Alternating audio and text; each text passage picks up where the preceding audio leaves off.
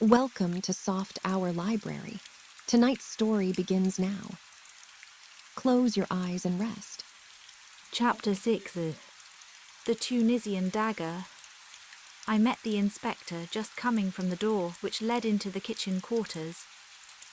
How's the young lady, doctor? Coming round nicely. Her mother S with her. But that's good. I've been questioning the servants. They all declare that no one has been to the back door tonight.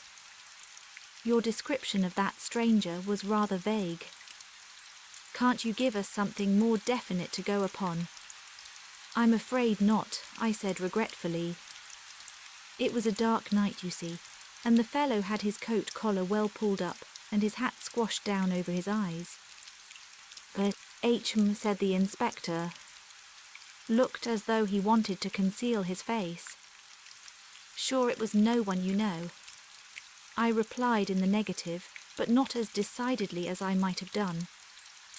I remembered my impression that the stranger's voice was not unfamiliar to me. I explained this rather haltingly to the inspector. It was a rough, uneducated voice, you say.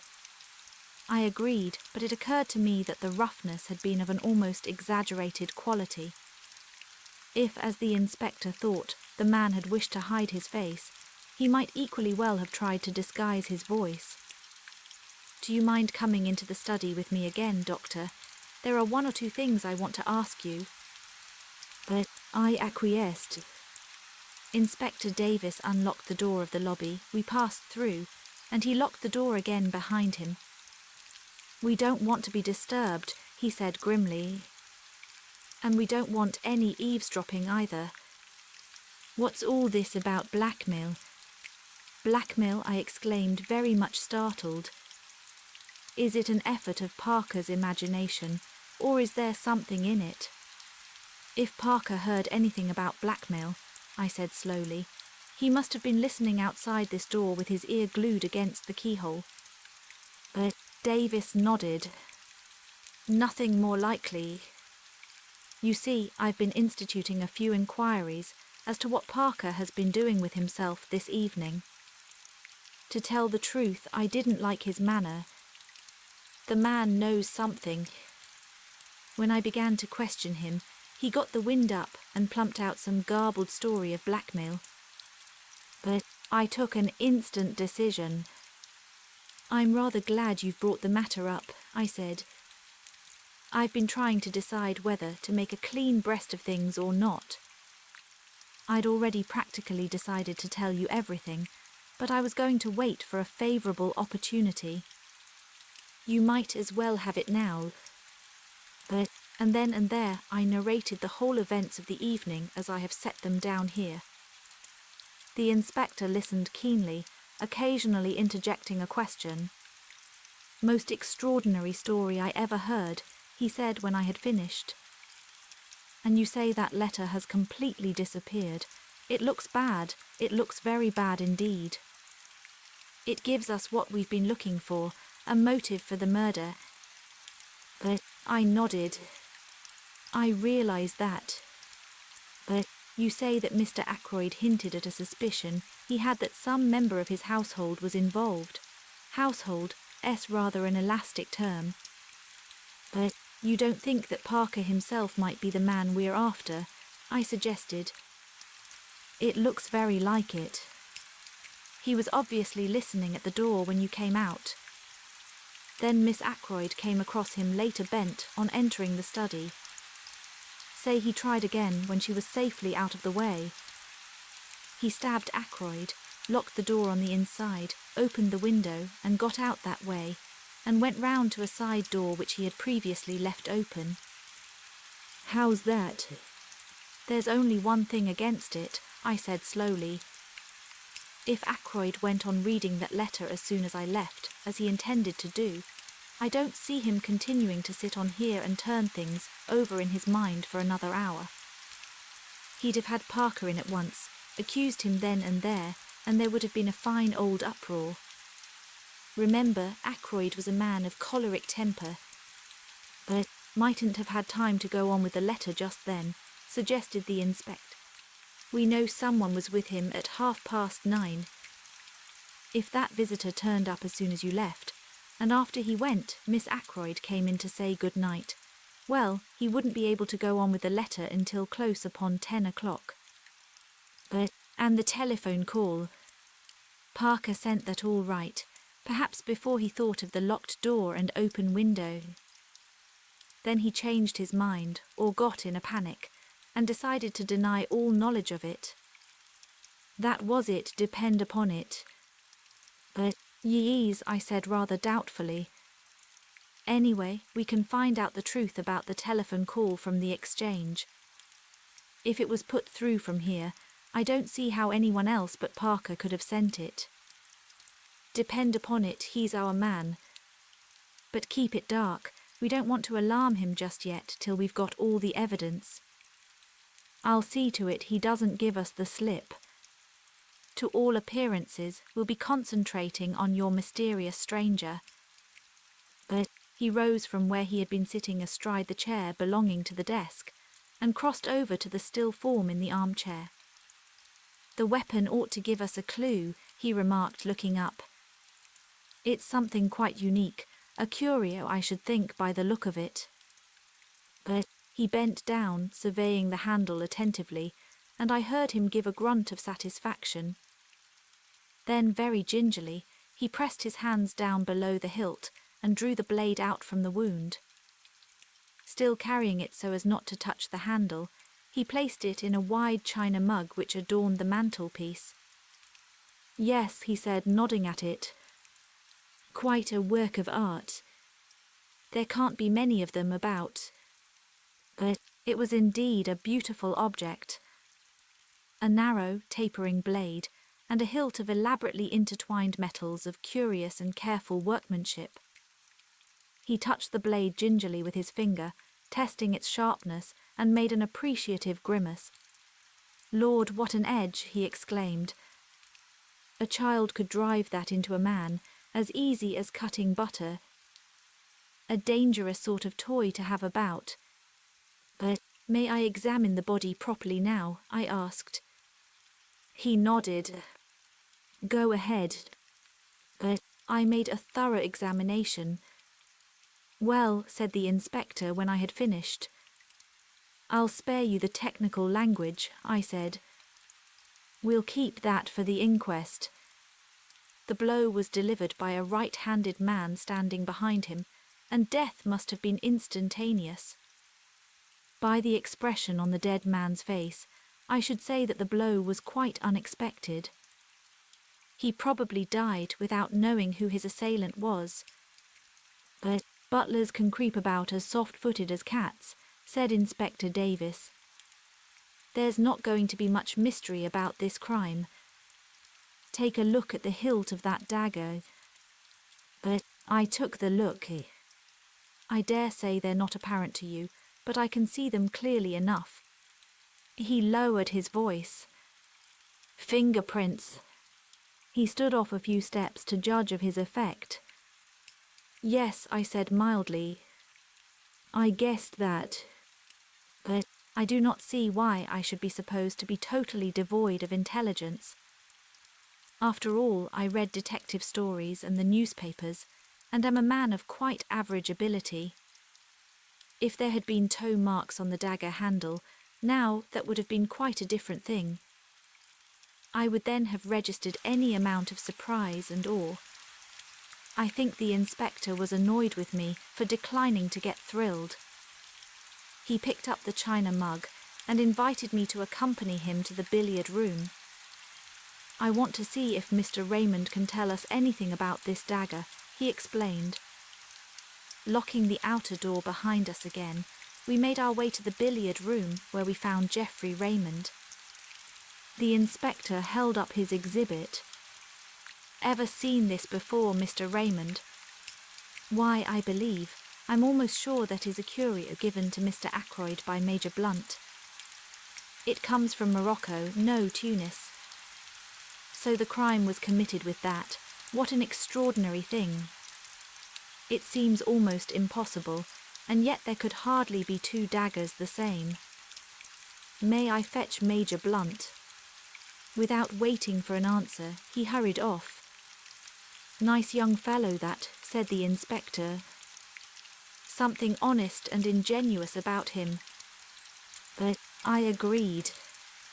In the 2 years that Geoffrey Raymond has been secretary to Ackroyd, I have never seen him ruffled or out of temper.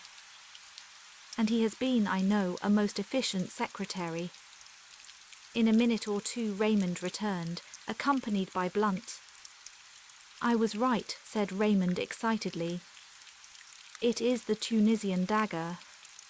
"But Major Blunt hasn't looked at it yet," objected the inspector. "Saw it the moment I came into the study," said the quiet man. "You recognized it then?" Blunt nodded. "You said nothing about it," said the inspector suspiciously. "Wrong moment," said Blunt. "Lot of harm done by blurting out things at the wrong time." But he returned the inspector's stare placidly enough. The latter grunted at last and turned away. He brought the dagger over to Blunt. "You're quite sure about it, sir? You identify it positively?" "Absolutely. No doubt whatever." "But where was this curio usually kept? Can you tell me that, sir?" It was the secretary who answered. "In the silver table in the drawing-room." "But what?" I exclaimed. The others looked at me. "Yes, doctor," said the inspector encouragingly. "It's nothing." "But yes, doctor," said the inspector again, still more encouragingly. "It's so trivial," I explained apologetically. "Only that when I arrived last night for dinner, I heard the lid of the silver table being shut down in the drawing-room." But I saw profound scepticism and a trace of suspicion on the inspector's countenance. "How did you know it was the silver table lid?" I was forced to explain in detail, a long, tedious explanation which I would infinitely rather not have had to make. The inspector heard me to the end. "Was the dagger in its place when you were looking over the contents?" he asked. "I don't know," I said. "I can't say I remember noticing it, but of course it may have been there all the time." "But we'd better get hold of the housekeeper," remarked the inspector and pulled the bell. A few minutes later Miss Russell, summoned by Parker, entered the room. "I don't think I went near the silver table," she said, when the inspector had posed his question. "I was looking to see that all the flowers were fresh." "Oh, yes, I remember now." The silver table was open, which it had no business to be, and I shut the lid down as I passed. But she looked at him aggressively. "I see," said the inspector. "Can you tell me if this dagger was in its place then?" Miss Russell looked at the weapon composedly. "I can't say I'm sure," she replied. "I didn't stop to look. I knew the family would be down any minute, and I wanted to get away." "But thank you," said the inspector. There was just a trace of hesitation in his manner, as though he would have liked to question her further, but Miss Russell clearly accepted the words as a dismissal and glided from the room. "Rather a Tartar, I should fancy, eh?" said the inspector, looking after her. "Let me see. This silver table is in front of one of the windows. I think you said, doctor." Raymond answered for me. "Yes, the left-hand window." And the window was open. They were both ajar. But, well, I don't think we need go into the question much further. Somebody, I'll just say somebody, could get that dagger any time he liked, and exactly when he got it doesn't matter in the least. I'll be coming up in the morning with the chief constable, Mr. Raymond. Until then, I'll keep the key of that door.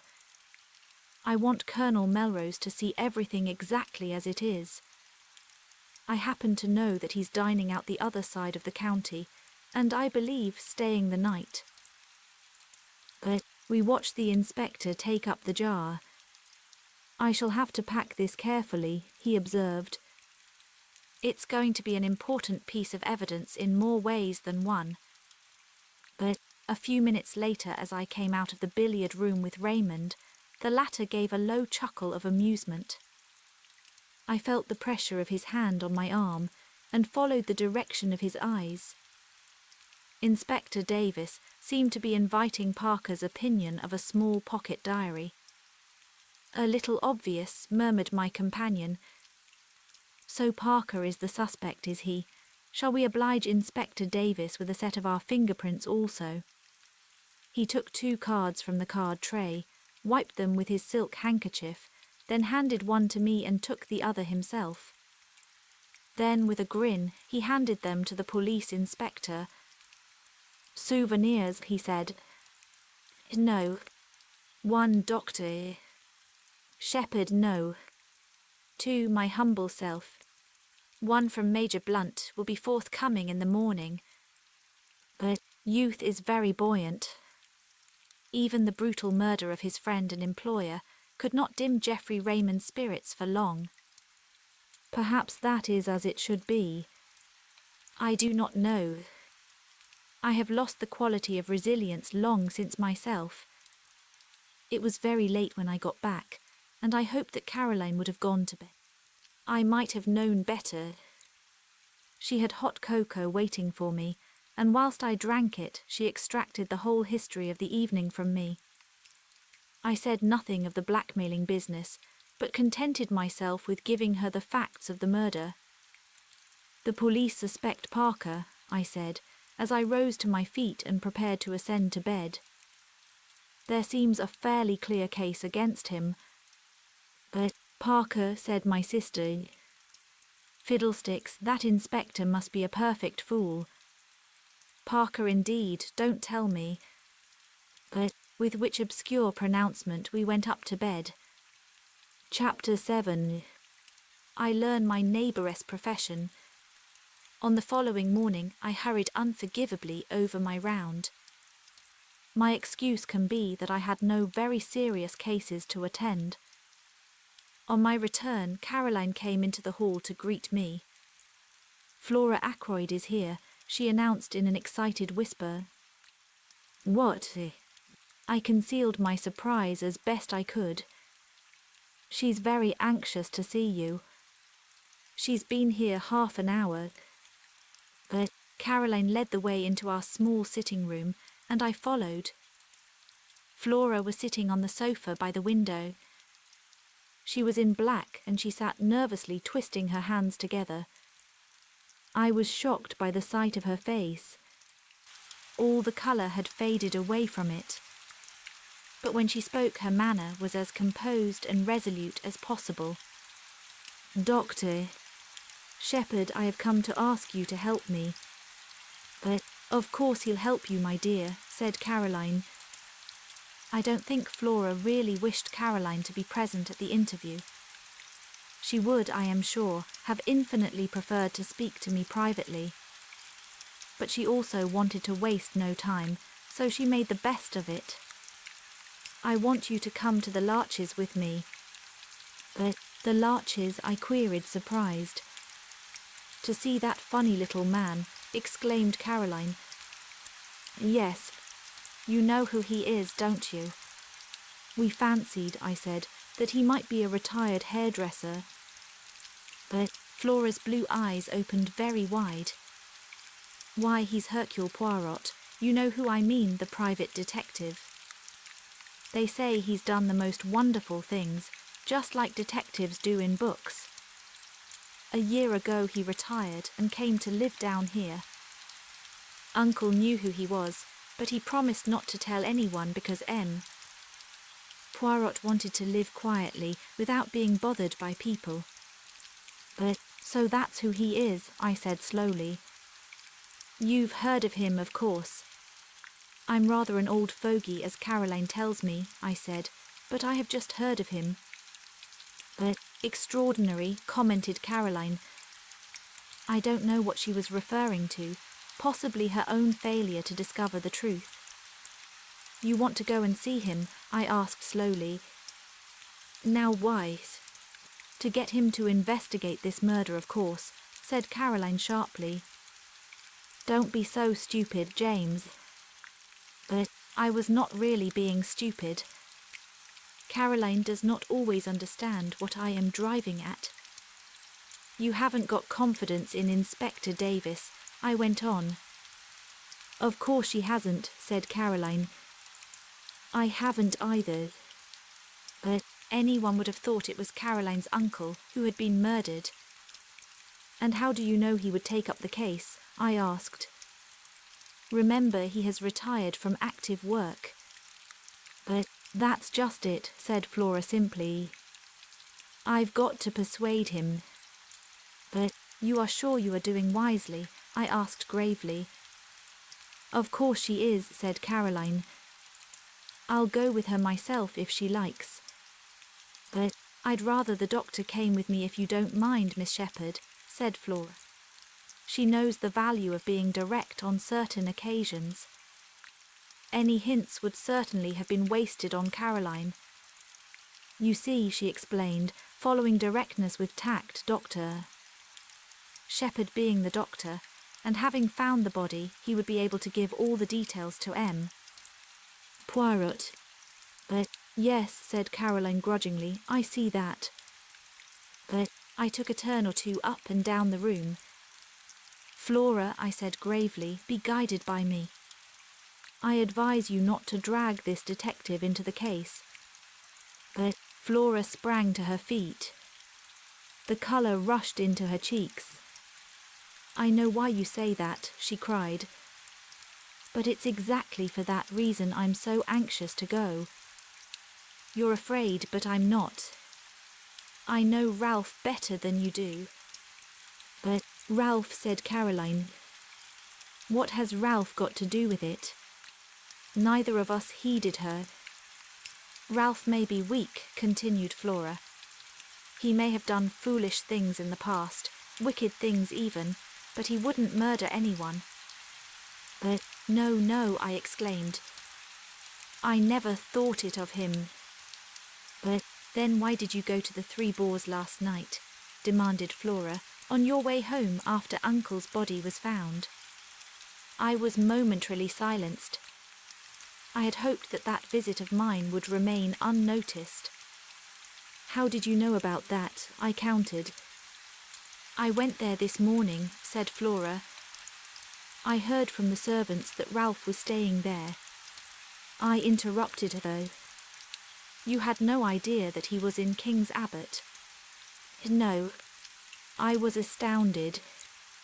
I couldn't understand it. I went there and asked for him. They told me what I suppose they told you last night, that he went out at about 9 o'clock yesterday evening, and never came back. But her eyes met mine defiantly, and as though answering something in my look, she burst out. Well, why shouldn't he? He might have gone anywhere. He may even have gone back to London.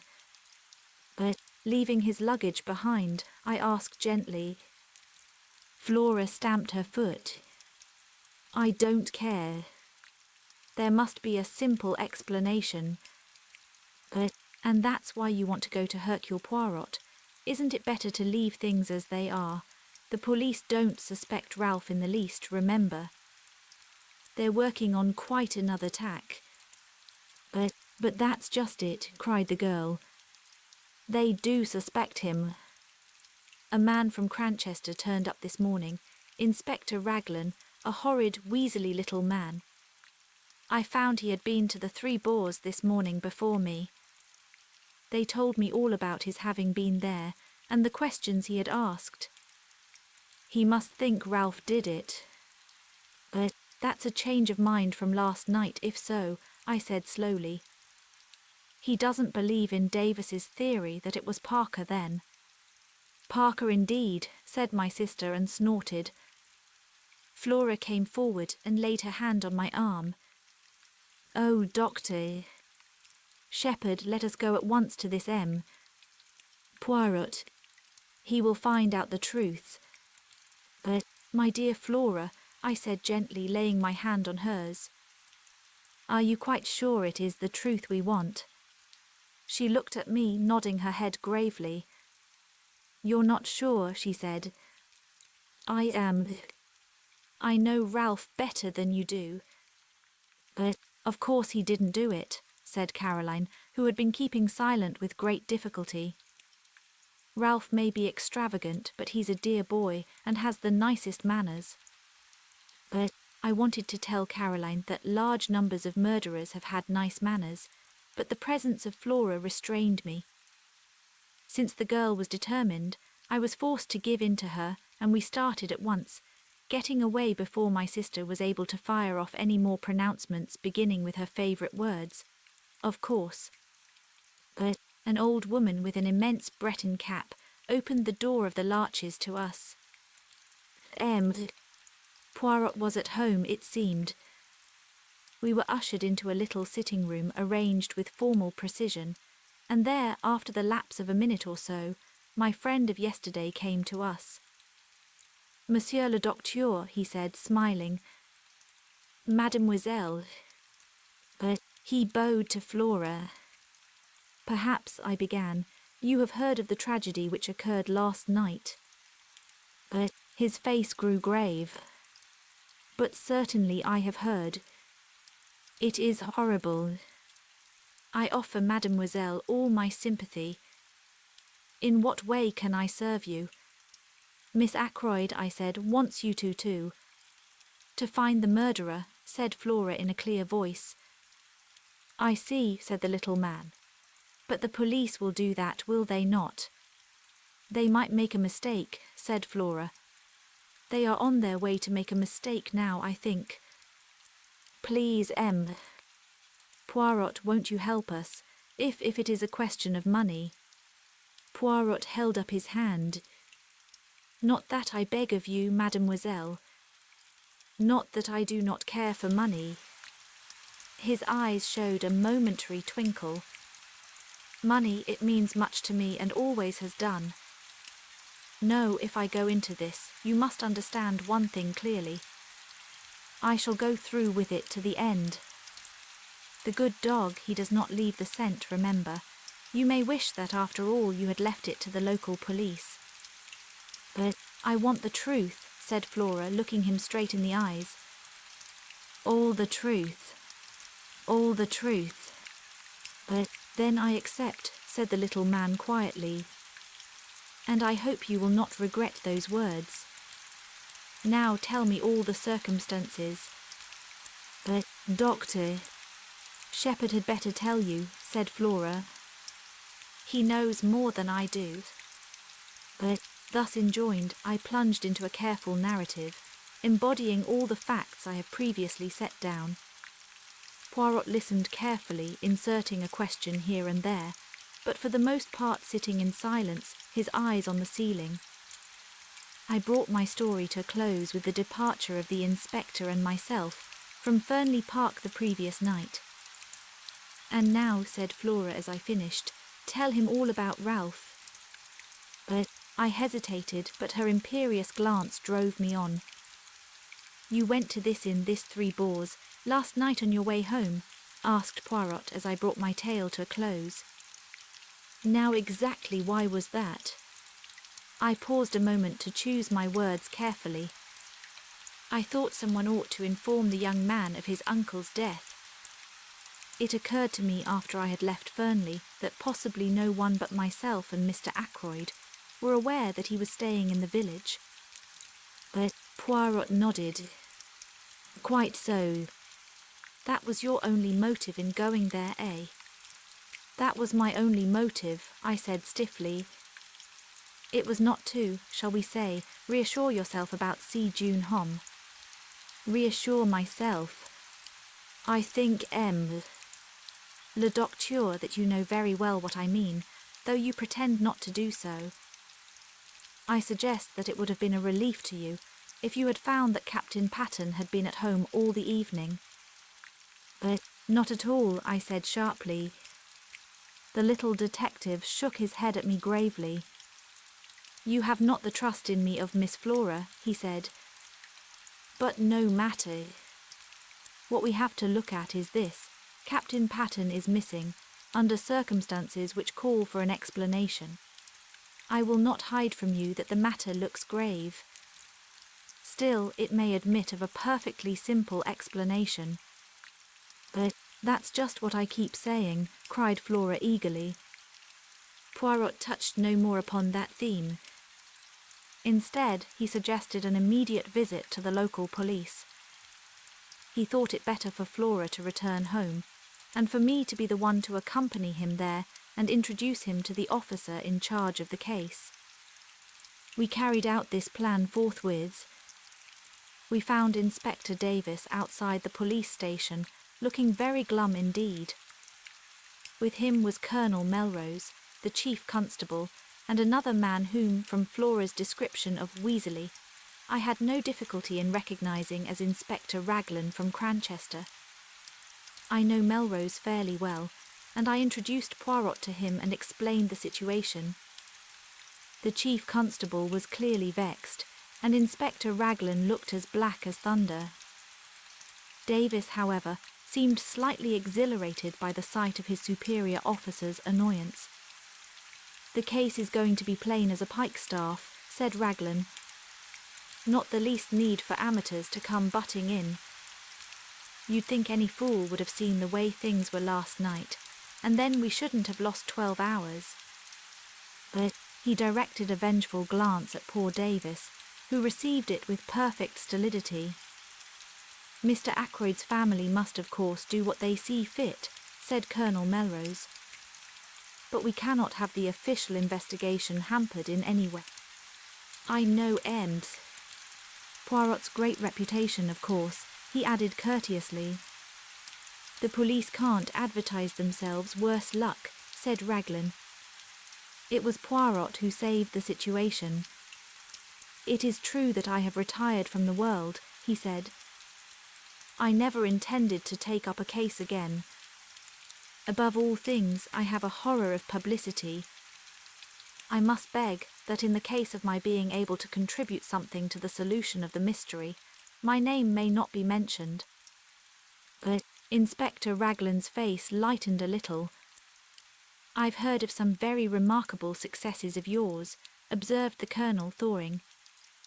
"I have had much experience," said Poirot quietly, "but most of my successes have been obtained by the aid of the police. I admire enormously your English police. If Inspector Raglan permits me to assist him, I shall be both honoured and flattered." But the inspector's countenance became still more gracious. Colonel Melrose drew me aside. "From all I hear, this little fellow's done some really remarkable things," he murmured. "We are naturally anxious not to have to call in Scotland Yard. Raglan seems very sure of himself, but I'm not quite certain that I agree with him. You see, I know the parties concerned better than he does. This fellow doesn't seem out after kudos, does he? Would work in with us unobtrusively, eh?" "To the greater glory of Inspector Raglan," I said solemnly. "Well, well," said Colonel Melrose breezily in a louder voice, "we must put you wise to the latest developments, M. Poirot." "But I thank you," said Poirot. "My friend, Dr. Shepherd, said something of the butler being suspected." "That's all bunkum," said Raglan instantly. "These high-class servants get in such a funk that they act suspiciously for nothing at all. But the fingerprints I hinted, nothing like Parker's." He gave a faint smile and added, "And yours and Mr. Raymond's don't fit either, Doctor." "But what about those of Captain Ralph Patten?" asked Poirot quietly. I felt a secret admiration for the way he took the bull by the horns. I saw a look of respect creep into the inspector's eye. "I see you don't let the grass grow under your feet, Mr. Poirot. It will be a pleasure to work with you, I'm sure. We are going to take that young gentleman's fingerprints as soon as we can lay hands upon him." "But I can't help thinking you're mistaken, Inspector," said Colonel Melrose warmly. I've known Ralph Patten from a boy upward. He'd never stoop to murder. But maybe not, said the inspector tonelessly. What have you got against him? I asked. Went out just on 9 o'clock last night. Was seen in neighbourhood of Fernley Park somewhere about 9:30. Not been seen since. Believed to be in serious money difficulties. I've got a pair of his shoes here, shoes with rubber studs in them. He had 2 pairs, almost exactly alike. I'm going up now to compare them with those footmarks. The constable is up there seeing that no one tampers with them.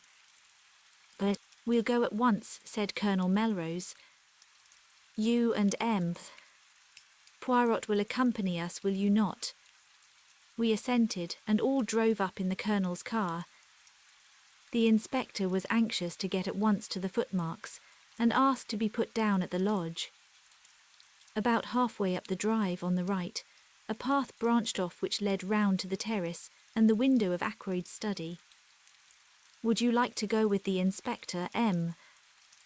Poirot, asked the chief constable, or would you prefer to examine the study? Poirot chose the latter alternative. Parker opened the door to us. His manner was smug and deferential, and he seemed to have recovered from his panic of the night before. Colonel Melrose took a key from his pocket, and unlocking the door which led into the lobby, he ushered us through into the study. Except for the removal of the body, M. Poirot, this room is exactly as it was last night. And the body was found where? As precisely as possible, I described Ackroyd's position. The armchair still stood in front of the fire. Poirot went and sat down in it. The blue letter you speak of, where was it when you left the room? Mr. Ackroyd had laid it down on this little table at his right hand. But Poirot nodded. Except for that, everything was in its place. Yes, I think so. But, Colonel Melrose, would you be so extremely obliging as to sit down in this chair a minute? I thank you. Now, M.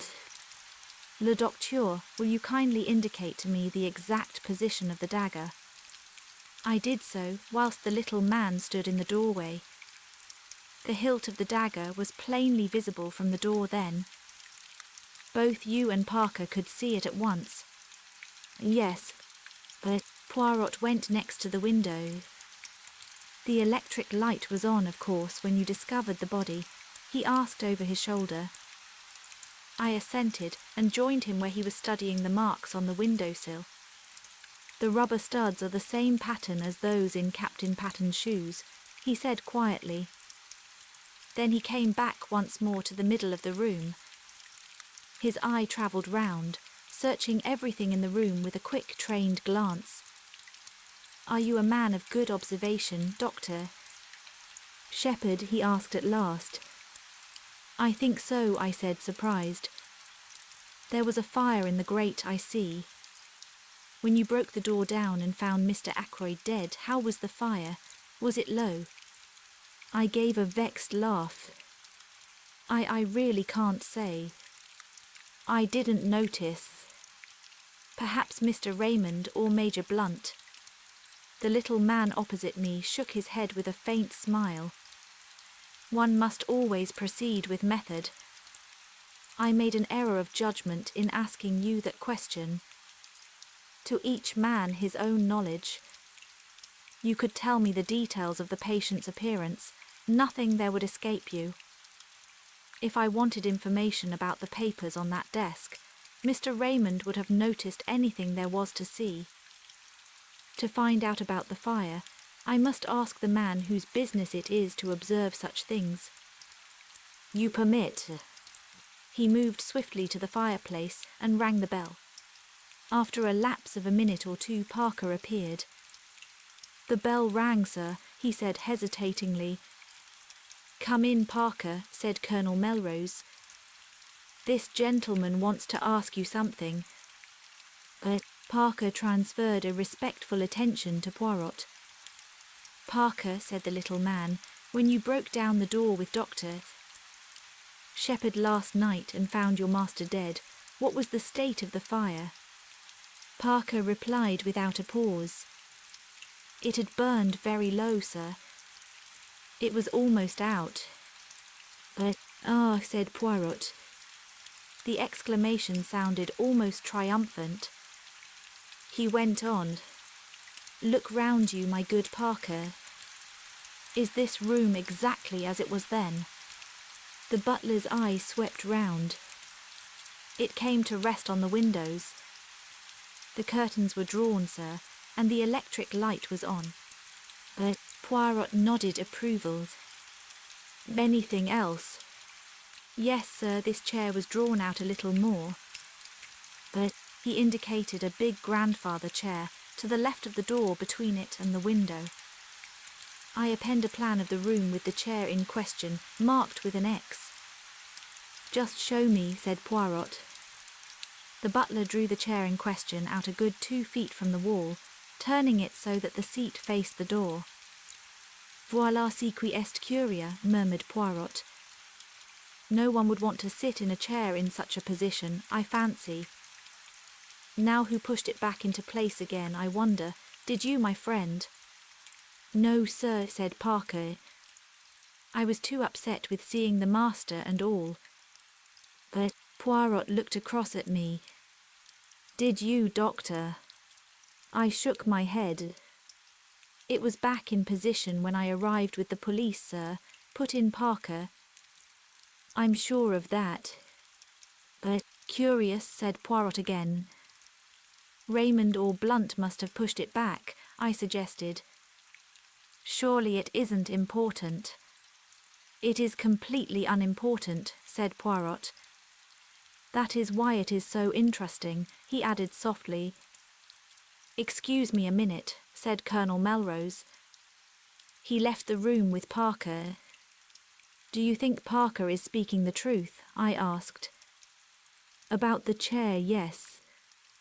Otherwise I do not know. You will find le docteur, if you have much to do with cases of this kind, that they all resemble each other in one thing. But what is that? I asked curiously. Every one concerned in them has something to hide. But have I asked, smiling. Poirot looked at me attentively. I think you have, he said quietly. But, have you told me everything known to you about this young man Patton? He smiled as I grew red. Oh, do not fear. I will not press you. I shall learn it in good time. But I wish you tell me something of your methods, I said hastily to cover my confusion. The point about the fire, for instance. Oh, that was very simple. You leave Mr. Ackroyd at 10 minutes to 9, was it not? Yes, exactly, I should say. But the window is then closed and bolted, and the door unlocked. At 10:15, when the body is discovered, the door is locked and the window is open. Who opened it? Clearly only Mr. Ackroyd himself could have done so, and for one of 2 reasons. Either because the room became unbearably hot, but since the fire was nearly out and there was a sharp drop in temperature last night, that cannot be the reason, or because he admitted someone that way. And if he admitted someone that way, it must have been someone well known to him, since he had previously shown himself uneasy on the subject of that same window. But it sounds very simple, I said. Everything is simple if you arrange the facts methodically. We are concerned now with the personality of the person who was with him at 9:30 last night. Everything goes to show that that was the individual admitted by the window, and though Mr. Ackroyd was seen alive later by Miss Flora, we cannot approach a solution of the mystery until we know who that visitor was. The window may have been left open after his departure, and so afforded entrance to the murderer, or the same person may have returned a second time. Ah, here is the Colonel who returns. But Colonel Melrose entered with an animated manner. "That telephone call has been traced at last," he said. "It did not come from here. It was put through to Dr. Shepherd at 10:15 last night from a public call office at King's Abbot Station. And at 10:23 the night mail leaves for Liverpool." But Chapter 8. Inspector Raglan is the confidant. We looked at each other. "You'll have inquiries made at the station, of course," I said. "Naturally, but I'm not over-sanguine as to the result. You know what that station is like." But I did. King's Abbot is a mere village, but its station happens to be an important junction. Most of the big expresses stop there, and trains are shunted, resorted and made up. It has 2 or 3 public telephone boxes. At that time of night, 3 local trains come in close upon each other to catch the connection with the express for the north, which comes in at 10:19 and leaves at 10:23.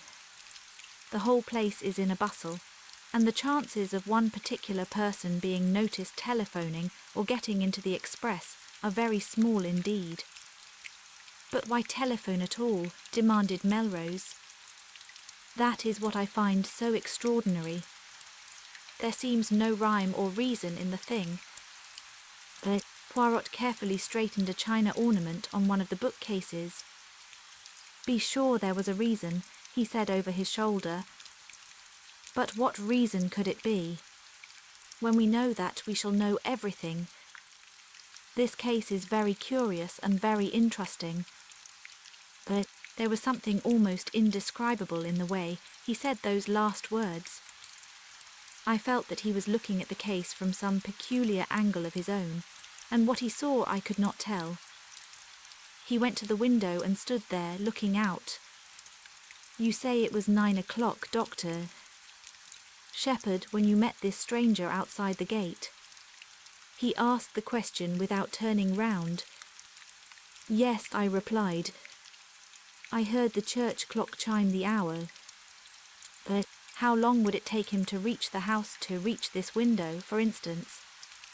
5 minutes at the outside. 2 or 3 minutes only if he took the path at the right of the drive and came straight here. But to do that he would have to know the way. How can I explain myself? It would mean that he had been here before, that he knew his surroundings." "But that is true," replied Colonel Melrose. "We could find out, doubtless, if Mr. Ackroyd had received any strangers during the past week." "Young Raymond could tell us that," I said. "Or Parker," suggested Colonel Melrose. "Oh, two's less due," suggested Poirot, smiling. Colonel Melrose went in search of Raymond, and I rang the bell once more for Parker. Colonel Melrose returned almost immediately, accompanied by the young secretary, whom he introduced to Poirot. Geoffrey Raymond was fresh and debonair as ever. He seemed surprised and delighted to make Poirot's acquaintance. "No idea you'd been living among us incognito, M." "Poirot," he said, "it will be a great privilege to watch you at work. Hallo, what's this?" Poirot had been standing just to the left of the door. Now he moved aside suddenly, and I saw that while my back was turned, he must have swiftly drawn out the armchair till it stood in the position Parker had indicated. "Want me to sit in the chair whilst you take a blood test?" asked Raymond good-humouredly. "What's the idea?" Raymond, this chair was pulled out, so, last night when Mr. Ackroyd was found killed. Someone moved it back again into place. "Did you do so?" The secretary's reply came without a second's hesitation. "No, indeed I did. I don't even remember that it was in that position, but it must have been if you say so. Anyway, somebody else must have moved it back to its proper place. Have they destroyed a clue in doing so? Too bad." "It is of no consequence," said the detective. Of no consequence whatever. What I really want to ask you is this, Raymond, did any stranger come to see Mr. Ackroyd during this past week? The secretary reflected for a minute or two, knitting his brows, and during the pause Parker appeared in answer to the bell. No, said Raymond at last. I can't remember anyone. Can you, Parker? I beg your pardon, sir. Any stranger coming to see Mr. Ackroyd this week? The butler reflected for a minute or two. There was the young man who came on Wednesday, sir, he said at last. From Curtis and Trout I understood he was. But Raymond moved this aside with an impatient hand. Oh, yes, I remember, but that is not the kind of stranger this gentleman means. He turned to Poirot. Mr. Ackroyd had some idea of purchasing a dictaphone, he explained. It would have enabled us to get through a lot more work in a limited time. The firm in question sent down their representative, but nothing came of it. Mr. Ackroyd did not make up his mind to purchase. But Poirot turned to the butler. Can you describe this young man to me, my good Parker? He was fair-haired, sir, and short. Very neatly dressed in a blue serge suit. A very presentable young man, sir, for his station in life. But Poirot turned to me. The man you met outside the gate, Doctor, was tall, was he not? Yes, I said. Somewhere about 6 feet, I should say. But there is nothing in that, then, declared the Belgian. I thank you, Parker. But the butler spoke to Raymond. Mr. Hammond has just arrived, sir, he said. He is anxious to know if he can be of any service, and he would be glad to have a word with you. But I'll come at once, said the young man.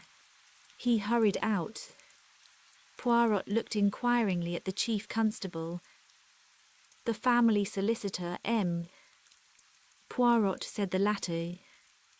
It is a busy time for this young M. Raymond, murmured M. Poirot. He has the air efficient, that one. But I believe Mr. Ackroyd considered him a most able secretary. But he has been here how long?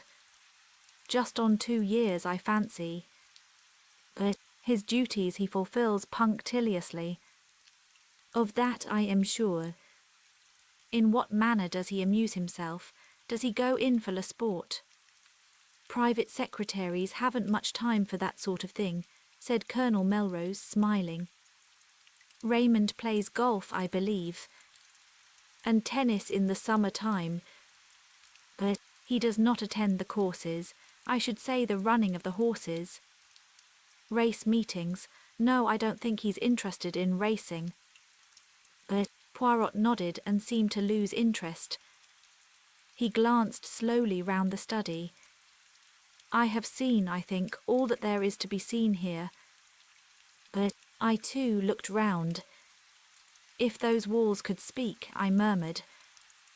Poirot shook his head. A tongue is not enough, he said. They would have to have also eyes and ears. But do not be too sure that these dead things, he touched the top of the bookcase as he spoke, are always dumb. To me they speak sometimes, chairs, tables, they have their message. He turned away towards the door. What message? I cried. What have they said to you today? He looked over his shoulder and raised one eyebrow quizzically. An opened window, he said. A locked door. A chair that apparently moved itself. To all three I say, why? And I find no answer.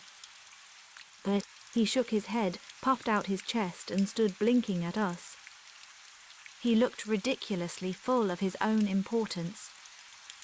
It crossed my mind to wonder whether he was really any good as a detective. Had his big reputation been built up on a series of lucky chances? I think the same thought must have occurred to Colonel Melrose, for he frowned.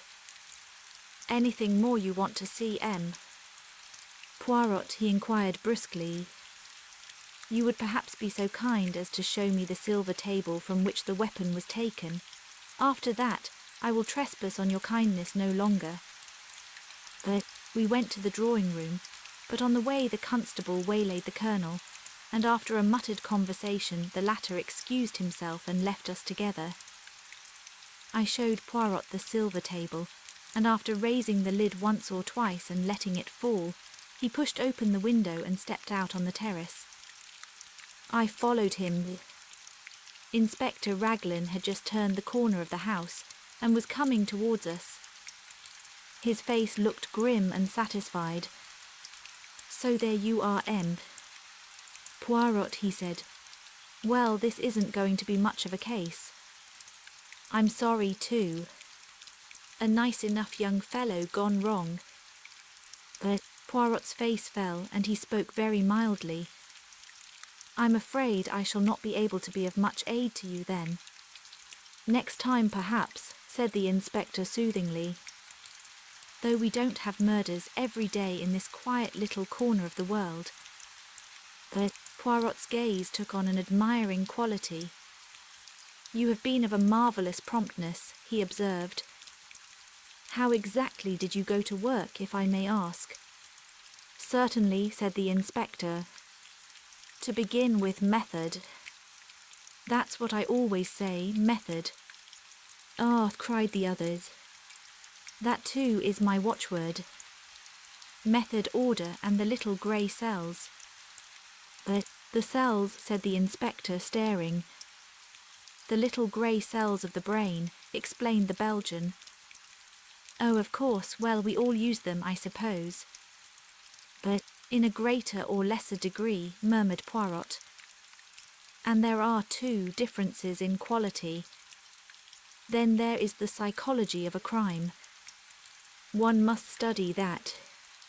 But, said the inspector, you've been bitten with all this psychoanalysis stuff. Now I'm a plain man. Mrs. Raglan would not agree, I am sure, to that, said Poirot, making him a little bow. Inspector Raglan, a little taken aback, but you don't understand, he said, grinning broadly. Lord, what a lot of difference language makes. I'm telling you how I set to work. First of all, method. Mr. Ackroyd was last seen alive at 9:45 by his niece, Miss Flora Ackroyd. That's fact number 1, isn't it? If you say so. But, well, it is. At 10:30, the doctor here says that Mr. Ackroyd has been dead at least half an hour. You stick to that, doctor. Certainly, I said. Half an hour or longer. But, very good. That gives us exactly 1/4 of an hour in which the crime must have been committed. I make a list of everyone in the house and work through it, setting down opposite their names where they were and what they were doing between the hour of 9. 45 and 10p. But he handed a sheet of paper to Poirot. I read it over his shoulder. It ran as follows, written in a neat script. Major Blunt. In billiard room with Mr. Raymond. Latter confirms that Mr. Raymond. Billiard room. See above. That Mrs. Ackroyd. 9:45 watching billiard match. Went up to bed 9:55. Raymond and Blunt watched her up staircase. That Miss Ackroyd went straight from her uncle's room upstairs. Confirmed by Parker, also housemaid Elsie Dale. The servants, Parker, went straight to butler's pantry. Confirmed by housekeeper Miss Russell, who came down to speak to him about something at 9:47 and remained at least 10 minutes. The Miss Russell, as above, spoke to housemaid Elsie Dale upstairs at 9:45. Ursula Bourne, parlour maid, in her own room until 9:50. 55. Then in servants' hall, Mrs. Cooper, cook. In servants' hall, Gladys Jones, second housemaid. In servants' hall, Elsie Dale, upstairs in bedroom, seen there by Miss Russell and Miss Flora Ackroyd. Mary Thrip, kitchen maid. Servants' hall, the cook has been here 7 years, the parlour maid 18 months, and Parker just over a year. The others are new. Except for something fishy about Parker, they all seem quite all right. But a very complete list, said Poirot, handing it back to him. I am quite sure that Parker did not do the murder, he added gravely. So is my sister, I struck in. And she's usually right. Nobody paid any attention to my interpolation. That disposes pretty effectually of the household, continued the inspector. Now we come to a very grave point. The woman at the lodge, Mary Black, was pulling the curtains last night when she saw Ralph Patten turn in at the gate and go up towards the house. But she is sure of that, I asked sharply. Quite sure. She knows him well by sight. He went past very quickly and turned off by the path to the right, which is a short cut to the terrace. But, and what time was that? Asked Poirot, who had sat with an immovable face. Exactly 25 minutes past 9, said the inspector gravely. There was a silence. Then the inspector spoke again. It's all clear enough. It fits in without a flaw. At 25 minutes past 9, Captain Patten is seen passing the lodge. At 9:30 or thereabouts, Mr. Geoffrey Raymond hears someone in here asking for money and Mr. Ackroyd refusing. What happens next? Captain Patten leaves the same way through the window. He walks along the terrace, angry and baffled. He comes to the open drawing-room window. Say it's now 9:45. Miss Flora Ackroyd is saying good night to her uncle. Major Blunt, Mr. Raymond, and Mrs. Ackroyd are in the billiard room. The drawing-room is empty. He steals in, takes the dagger from the silver table, and returns to the study window. He slips off his shoes, climbs in, and, well, I don't need to go into details. Then he slips out again and goes off. Hadn't the nerve to go back to the inn. He makes for the station, rings up from there. Why, said Poirot softly. I jumped at the interruption. The little man was leaning forward. His eyes shone with a queer green light. For a moment, Inspector Raglan was taken aback by the question. It's difficult to say exactly why he did that, he said at last. But murderers do funny things. You'd know that if you were in the police force. The cleverest of them make stupid mistakes sometimes. But come along and I'll show you those footprints.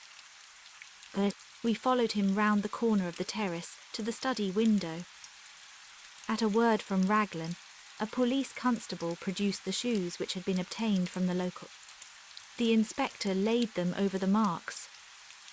They're the same, he said confidently. That is to say, they're not the same pair that actually made these prints. He went away in those. This is a pair just like them, but older. See how the studs are worn down. But surely a great many people wear shoes with rubber studs in them, asked Poirot. That's so, of course, said the inspector. I shouldn't put so much stress on the footmarks if it wasn't for everything else. But a very foolish young man, Captain Ralph Patten, said Poirot thoughtfully, to leave so much evidence of his presence. But, well, said the inspector, it was a dry, fine night, you know. He left no prints on the terrace or on the gravelled path. But unluckily for him, a spring must have welled up just lately at the end of the path from the drive. See here. But a small gravelled path joined the terrace a few feet away, In one spot, a few yards from its termination, the ground was wet and boggy. Crossing this wet place there were again the marks of footsteps, and amongst them the shoes with rubber studs. Poirot followed the path on a little way, the inspector by his side. "You noticed the women's footprints," he said suddenly. The inspector laughed. "Naturally. But several different women have walked this way, and men as well. It's a regular short cut to the house, you see. It would be impossible to sort out all the footsteps. After all, it's the ones on the windowsill that are really important." But Poirot nodded. "It's no good going farther," said the inspector, as we came in view of the drive. "It's all gravelled again here, and hard as it can be." But again Poirot nodded, but his eyes were fixed on a small garden house, a kind of superior summer house. It was a little to the left of the path ahead of us, and a gravelled walk ran up to it. Poirot lingered about until the inspector had gone back towards the house. Then he looked at me. "You must have indeed been sent from the good God to replace my friend Hastings," he said with a twinkle. "I observe that you do not quit my side. How say you, Doctor Shepherd, shall we investigate that summer house? It interests me." But he went up to the door and opened it. Inside, the place was almost dark. There were 1 or 2 rustic seats, a croquet set and some folded deck chairs. I was startled to observe my new friend. He had dropped to his hands and knees and was crawling about the floor. Every now and then he shook his head as though not satisfied. Finally he sat back on his heels. "Nothing," he murmured. Well, perhaps it was not to be expected, but it would have meant so much. He broke off, stiffening all over. Then he stretched out his hand to one of the rustic chairs. He detached something from one side of it. "What is it?" I cried. "What have you found?" He smiled, unclosing his hand so that I should see what lay in the palm of it. A scrap of stiff white cambric. I took it from him, looked at it curiously, and then handed it back. "What do you make of it, my friend?" he asked, eyeing me keenly. "A scrap torn from a handkerchief," I suggested, shrugging my shoulders. He made another dart and picked up a small quill, a goose quill by the look of it. "And that," he cried triumphantly. "What do you make of that?" I only stared. He slipped the quill into his pocket and looked again at the scrap of white stuff. "A fragment of a handkerchief," he mused. "Perhaps you are right. But remember this, a good laundry does not starch a handkerchief." But he nodded at me triumphantly. Then he put away the scrap carefully in his pocketbook.